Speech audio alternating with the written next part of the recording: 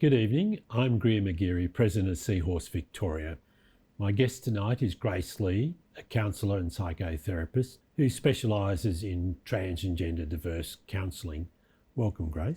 Hi, Graham. It's lovely to catch up with you again. With trans and gender diverse, what basic sort of services do you provide for that? Okay, well, people can come and talk to me pretty much about anything that's, is challenging them in their lives. So I work with people across the fairly sort of standard mental health issues like anxiety. That's a very common presentation. Anxiety, depression, but also as far as their gender identity is concerned, I work with people to explore their gender identity. Some people come to me with sort of like questions, or maybe they're not sure, are they trans, are they not? And so they need some help to kind of explore that.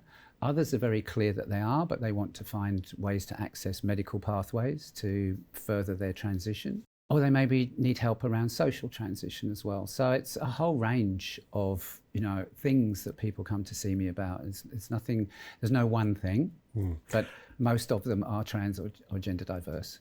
Before we sort of get into a lot of the nitty-gritty, particularly of what's happened in the last 2 to 3 years with lockdown and COVID and things like that, and the difficulties that's created for a lot of people, a little bit about yourself. What drew you to take on being a counsellor?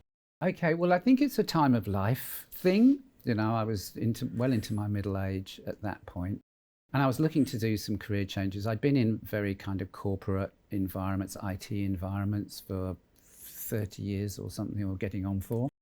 It gives away, doesn't it? It does. And yeah, look, I was looking to do something a little bit interesting, a little bit more community focused, and something that really I could give back, if you like, and do something for other people. And when I was at university, I'd worked on one of the sort of suicide helplines. So I had a sort of sense of like, oh, it's good talking to people and trying to just help them along in life. Life has lots of challenges. And I think perhaps I was of an age as well where I thought, well, I've got a lot of life experience. So, and some of which was kind of around the transness stuff too. But I went to a fairly straight college to do my master's degree. And yeah, I started just doing a grad certificate in counselling, and I just loved it. And I just kept going until I ended up with a master's. With that sort of background, but maybe stepping back even a little bit further, you're obviously a trans person. So yes. Would you class yourself as somebody that's known about it all your life, or somebody that sort of came to a realisation later in life? I think there's kind of two answers to that. I was definitely unconventional, let's put it that way, when I was younger. And I had, yes, look, I wore my first dress when I was 6. So, and I think that was quite a pivotal moment for me. But I was also, like so many people that I have talked to since, I kind of repressed all that. That wasn't socially acceptable, still isn't really. Cross-gender behaviours in kids are still frowned upon. So I was too scared, really, and for a long time I thought there was something a bit wrong with me. So I did the usual, and I went to a all-boys high school, so there wasn't much room for that. Well, that sounds very familiar. Yeah, you kind of knuckle down and get on with it, but it was always there. It was always there. It was always this part of my brain, and I had many of the same sorts of thoughts that I've heard from other people. It's like, even taking up religion and praying that perhaps something will be fixed, or in the sense of like, I'll wake up tomorrow as a girl rather than a boy type thing. That magic wand sort of feeling. So that goes right back kind of to my very early years, but a lot of it was I was in the closet for a few decades as well. That's very familiar to me, because your story almost mirrors mine in many ways, except mum, by the time I was almost a teenager, I was much taller than mum, and she was the only female in the house. Yeah, so limits your options. Limits opportunities. But I've sort of said in other conversations, but I had, because I was tall and physically strong and fit, and I love my athletics, that I sort of still enjoyed that part of my life, but there was always those moments, particularly in teenage years, where I would think, oh, gee, I'd like to be wearing that. Absolutely, yeah, I'm 100% with you there. And I think that's, so you kind of have almost a sort of split personality as well, because there's this hidden part of you that's, you know, that it's just very personal and private, and probably feeling shame and so on, and fear of being found out, which would be awful, I think, at that time in one's life.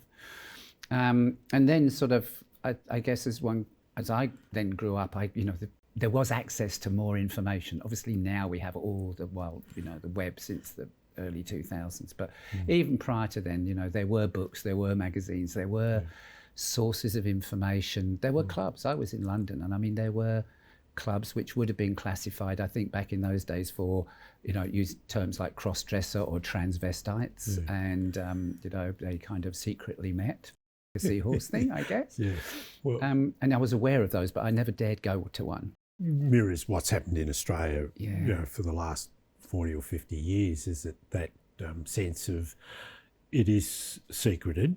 It's a sense of, it's not necessarily somebody tells you directly that it's wrong, but there's sort of like a pervasive background knowledge. You kind of take the hints. I think, whether it's just you get, there's a frown, there's a facial expression of parents or something when you want to play with the dolls or play dress-ups and you want to do the princess, for example. And as part of my master's thesis, I did, that was looking at the coming out experiences of older trans women.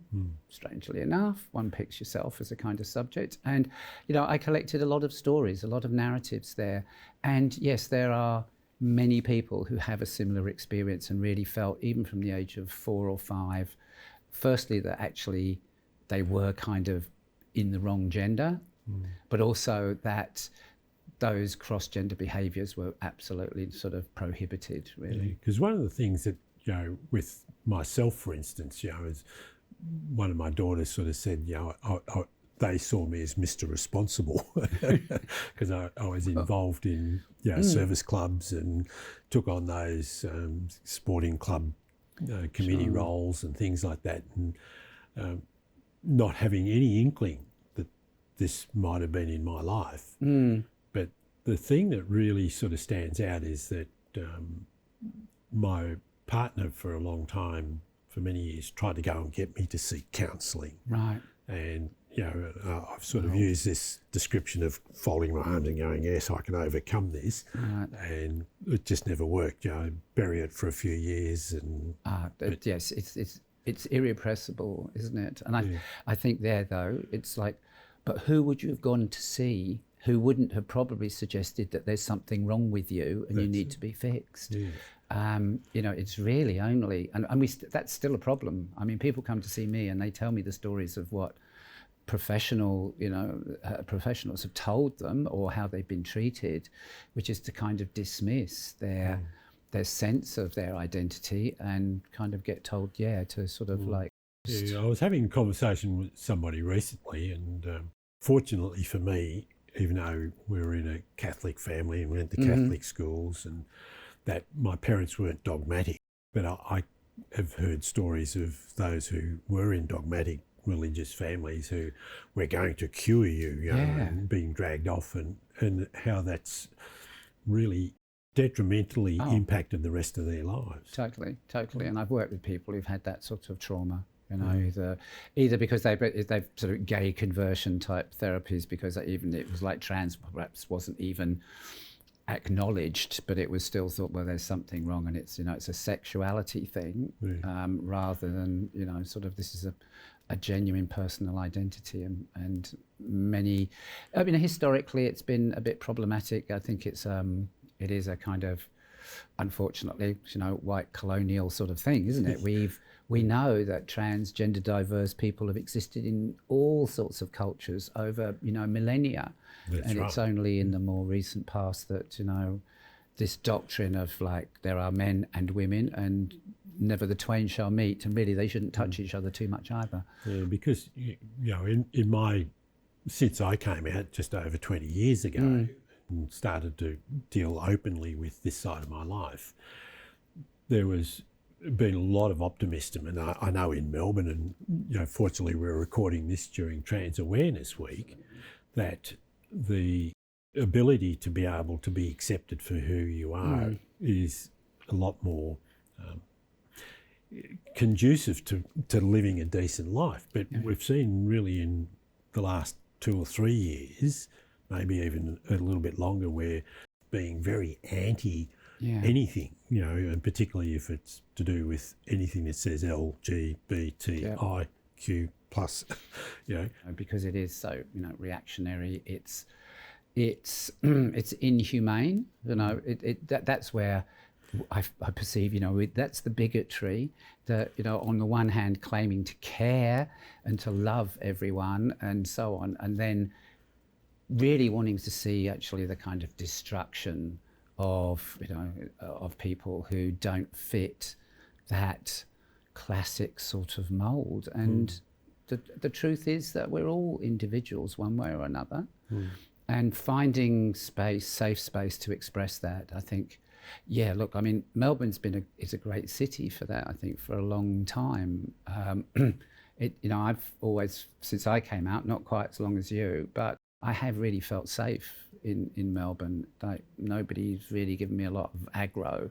Yeah, I think it's very sad though that we're actually almost seeing a bit of a backlash. We've made a lot of progress, especially in the last 10 years, I think. And then there's these pushbacks, which are all also being, they're founded on misinformation, right? They're outright sort of lies being peddled in the current election stuff around, what happens for trans and gender diverse I sort of kids. sense that it's about power and control. We've got to have a bogeyman, as it were, to pick on, so that we can generate support from our base. Yeah. And what's the best one to do? You pick on the least and most vulnerable.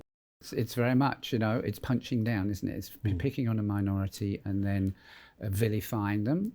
And so that we know is really bad for the mental health of those in those minorities, right? If you are constantly living with that, I suppose, fear, that anxiety, you read something on your social media feed that vilifies or is aggressive towards trans and gender diverse people, and you're one of them, it affects how well you feel. And in the long term, we do see rising rates of anxiety and depression, and we see rising rates of suicide as well, and attempted suicide. I mean, this is serious stuff. It's not, words might be just, the old sticks and stones. But no, words are lethal. Yeah. Absolutely.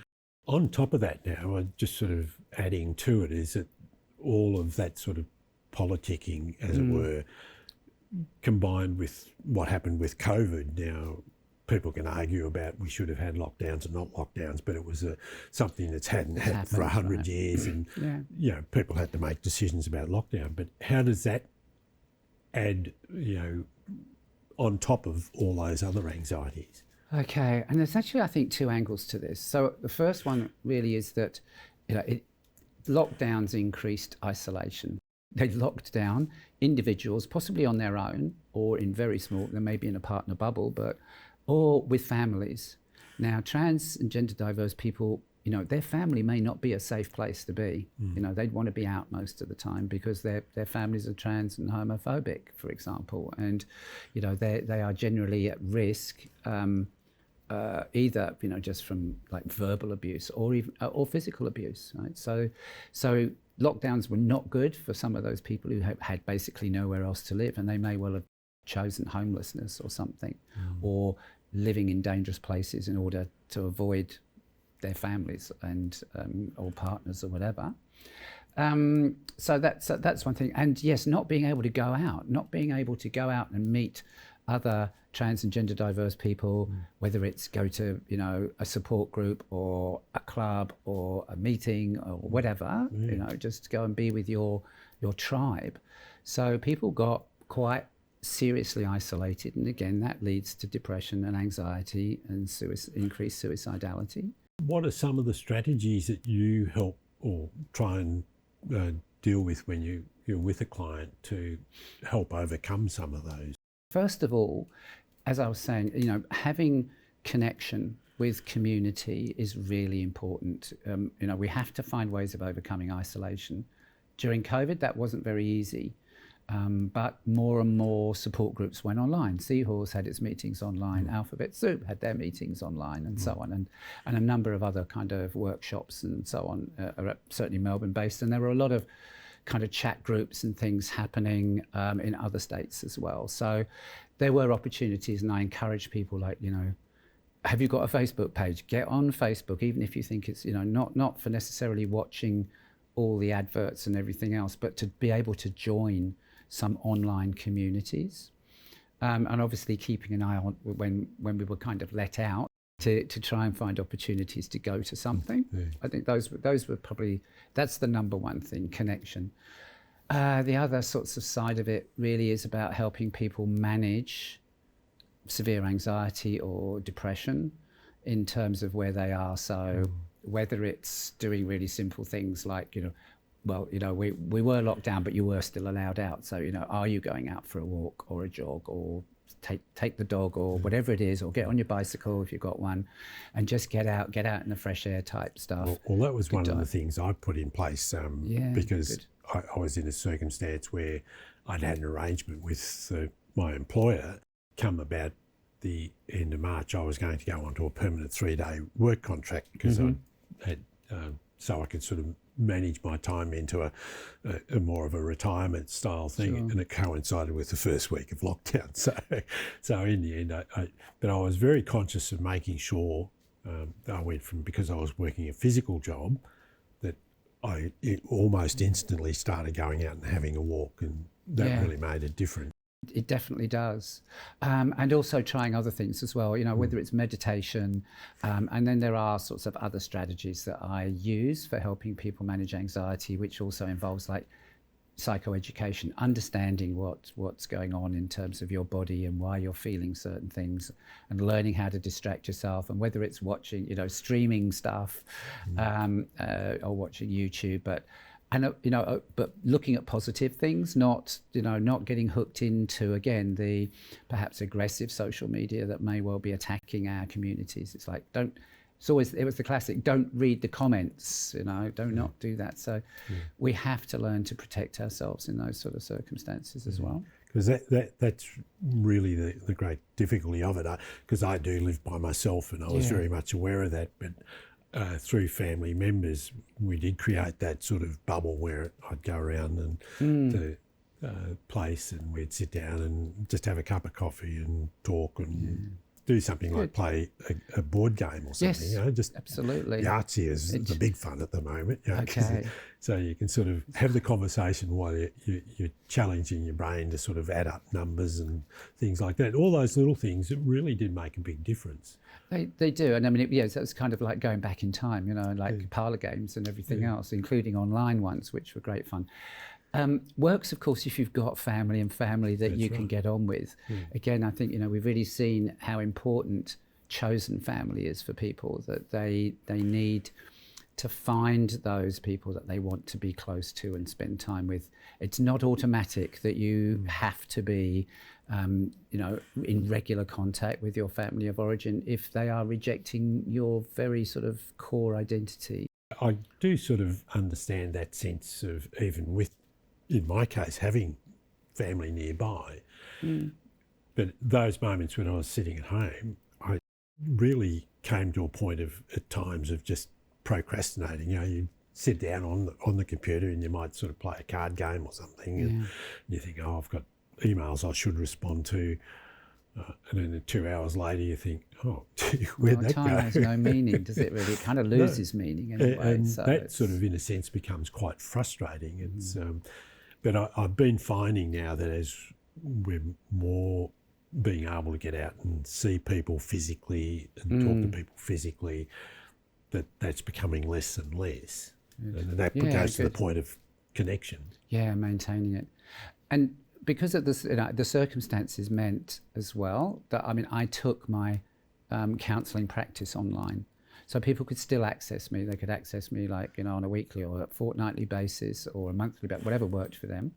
We were doing the Zoom thing, and, you know, they'd get the best part of an hour at least of having a chance to talk about the things that are problematic for them without having to leave home, without having to go on public transport with, you know, and for many people in our community, I mean, that, you know, their health may not be 100%, so they can be very concerned about catching COVID, and so, you know, obviously having to, you know, use PT even with, you know, wearing a mask and social distancing, you know, it's anxiety provoking. So for someone who has anxiety during the COVID lockdowns, the idea of going out is even more challenging. So I was able, like a number of other kind of, you know, medical practitioners as well, to kind of bring the service to them in their home. So I think that made a big difference.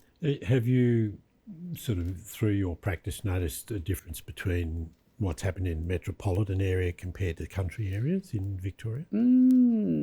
Good.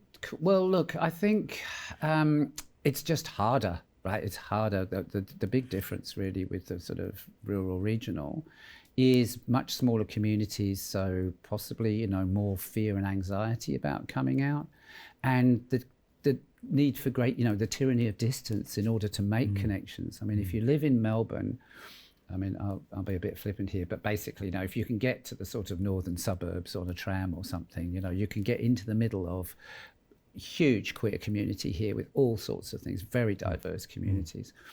If you live, I don't know, sort of, you know, in Stawell or somewhere, you're not going to find, you know, too much happening. I mean, there are things, but you'll also possibly have to travel further. You know, there is no public transport. So what do you do? Have you got a car, or can your parents or a relative take you, or whatever? Which also means you have to kind of, you're forced into perhaps having to come out in ways that you might not have wanted to. If you had independence and you could just pop down to Hares and Hyenas or the Hare Hole on a Saturday night to see something, no one needs to know you just were going out on the town somewhere. But if you have to ask somebody to take you to a meeting and maybe it's kind of obvious it's a rainbow meeting, it outs you. Yeah, and that's difficult. I think it's been a big challenge as to how one outs oneself to people, and in the counselling that you do you go through strategies for somebody to out themselves? Absolutely. And much of that I had kind of gleaned from my thesis, from having spoken to a number of people and finding what they found worked for them, as well as reading around the topic quite a bit. So, yeah, look, I mean, there are a variety of ways of coming out. And I've, especially amongst perhaps over the last few years prior to COVID, but younger people, I mean, are very good adept, I should say, at social media. And I say that because I'm really rubbish at social media. I think it's being a bit ageist, but that's the way I am. But yes, people would make a video, that they could then distribute to, on Insta or whatever to their families, like they'd probably come out to their close family face to face. But it meant, how do you get to the bigger family? How do you get to the uncles and aunts and cousins and stuff? Well, maybe in the old days we might have written a letter or something, but they could do really good, exciting, entertaining videos to say, like, here I am and this is me now. But yeah, look, I mean, it's very individual kind of process.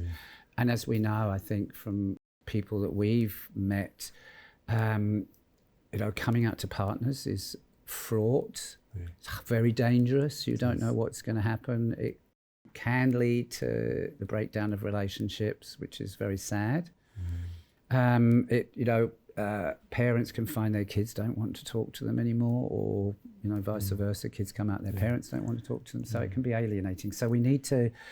It's a combination of things. It's about helping someone understand who they are and giving them the confidence in themselves, and how to sort of express that, which is maybe educating those around them. Explaining. I think it's important. It's difficult. One of the pieces of advice I give is, don't do it at Christmas lunch, the family Christmas lunch. Do not, if you're a trans feminine person, do not sort of like launch into the lunch in a big glittery frock No. and say, hello, I'm trans. But it's Well, not going to work, I've probably. used the term of jumping out from behind the tree and going, ta-da. Yeah, I don't think that's a good. But it can be about planning it. It can be about getting an ally. So who in your family would be most likely to be on your side. Have a chat with them, and it might be an aunt or an uncle or whatever. But then you've got someone, and it's like they can help, support you and communicate to the rest of the family. And then have a good narrative as well, because I think it confuses people.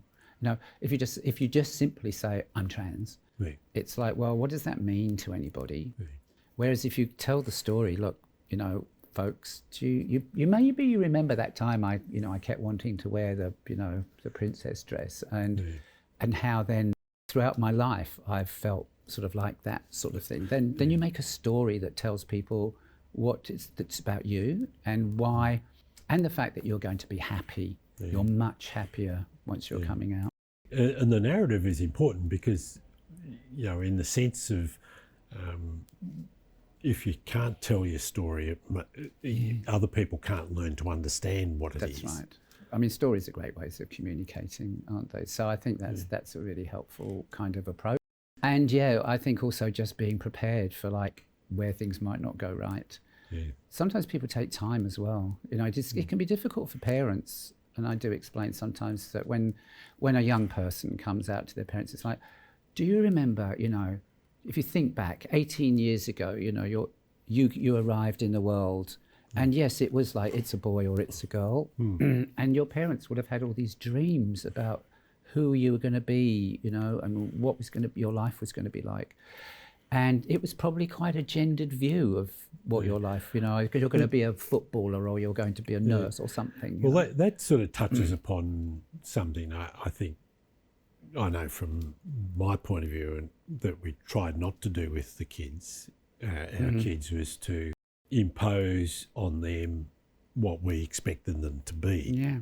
Because that's right. I think, from in the people I've spoken to over the years, and doesn't mean we did it perfectly, but it's to say, well, when I was particularly a teenager, the thing that I wanted to be was, responsible for my own life, my own direction. I wanted to be accepted for who I am and for what I contribute to the world. And so you have to, as a parent, sort of go and reverse engineer the world as a little bit and say, well, if I was at that age thinking that, then my kids are at that age thinking that, and we should then support them. It's a two-way street. I think you do need to understand, if you're coming out, how other people might kind of view that, because they may well have very gendered perspectives on the world. And it's kind of a process of education of everybody around. But there's some great resources for doing that. There's some wonderful little YouTube videos, the -18 sort of work, the Trans 101 videos. I mean, I really love those. I tell people, get your family to all sit around and watch that. Or, the Dream Life of Georgie Stone, another great, fantastic resource for just giving people a picture of what, a positive picture of trans people. Because the challenge that I think is finding the language to speak with people. One of the things, because I'm the first point of contact for Seahorse for many years, is I sort of say, well, I can say things a certain way and it may or may not resonate with you, but don't be afraid to go and talk to other people, because their words may resonate better with you. But when you think about it, we're probably all saying the same thing. There is that preconception thing, and probably a reason. I mean, parents who do come to see me, or bring their kid to me, obviously I think by and large are being supportive of their child. So that's a good thing. The ones who don't want to know about it are not going to want to talk to a trans person. It's the same with partners. It's like if there's a problem, there's an issue about somebody's transness with their partner. I have had people say, "Oh, could you talk to my partner?" And it's like, well, do you think your partner wants to talk to me? Because, to put it crudely, it's like, I'm the enemy. They're going to obviously assume that I'm going to be supporting you and telling them that they're wrong not being supportive. And so it's really difficult. There are places perhaps I can't really go.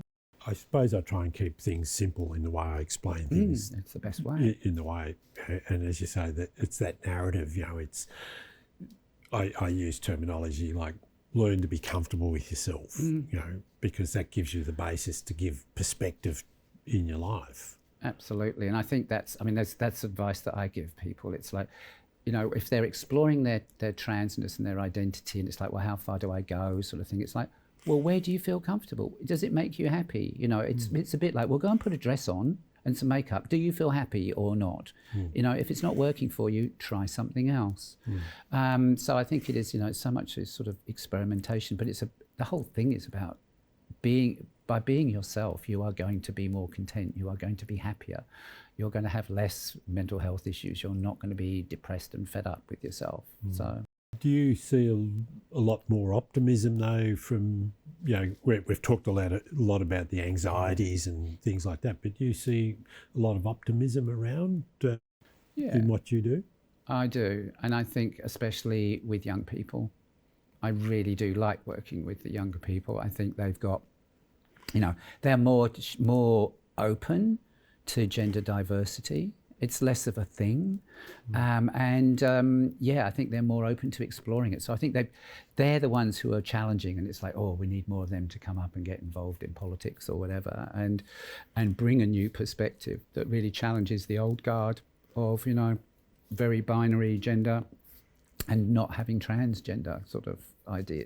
We touched on it very early in our conversation there about how, you know, gender diverse has been around for millennia, for all of history basically, and you know, we see that, and it doesn't matter what any individual or group of individuals is taught. We see it whether it's a communist country or a theocracy, and what really gives rise to that is the fact that Indigenous populations around the world have had knowledge of this for all of their lines, and you know, so then to try and say that it doesn't exist doesn't work. You know, no, it doesn't, and you know, our community would be, you know, the wider society would be all the richer if it was able, you know, people were able to be open and accepting of a whole range of, you know, sort of, you know, identities and how we might want to be in the world. Grace, thank you for taking part in the conversation today, and particularly in this week of Trans Awareness Week. It is, isn't it? I think it's very important that we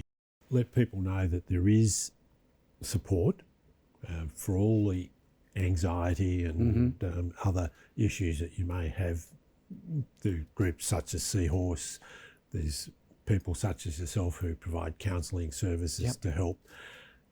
And I know in Victoria, most of the country towns and cities now do have quite significant LGBTI support groups. And, you know, so there is help nearby. There is help, and, you know, there are directories. So even if you go, for example, to the Pride Centre, there's a whole directory on the Pride Centre website that will, you know, that covers regional Victoria as well, and another, you know, a number of other sorts of sources, like the Monash Gender Centre have a very full and comprehensive web pages of support groups and other things. Grace, thank you very much. I'm Greer McGearey. Thank you for watching Bent TV. My guest tonight has been Grace Lee.